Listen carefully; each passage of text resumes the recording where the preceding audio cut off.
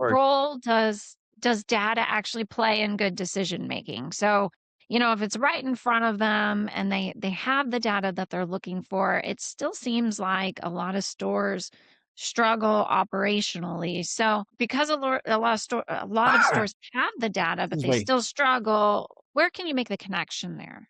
The data is what you use to figure out where you are, and it also feeds the AI engine too. And so it kind of comes back to metrics and how are you doing? Doesn't matter what part of the business you are, they all have metrics. Some of them have some pretty refined metrics already, like in parts. But you can't do a lot about parts. You can't have a fire sale on parts every Friday and change the trajectory of your parts business. It doesn't work that way. You can do promotional things about oil changes and have some temporary lift in your traffic to your service bays and basically to your quick lube operations. Where you can have the most impact, frankly, is in used cars. Okay.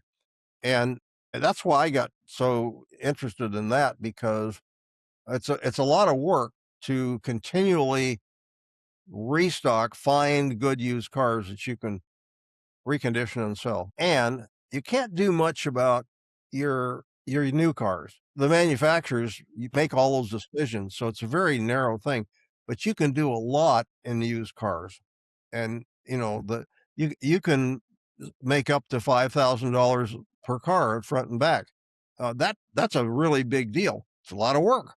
And you wanna be able to repeat that on a regular basis and continually know where you're gonna source these things and how you're gonna get them to the front line and how you're gonna make sure they don't come back. In other words, the reconditioning them. Those So are that's the thing. Yeah.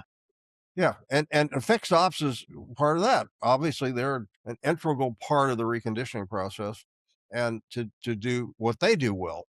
But I don't know if that helps kind of center things a little bit, but I think, Charity, you asked about the data and where does the data come in?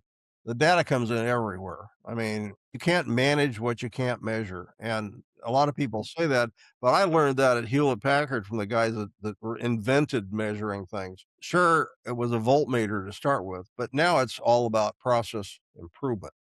Okay. It's all about knowing your processes, whether it's parts or service or sales or whatever it is.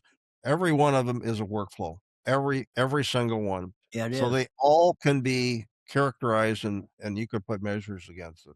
It's like so true, and I mention it all the time. Data is not only data, clean data is the new currency going forward. It's critical to everything.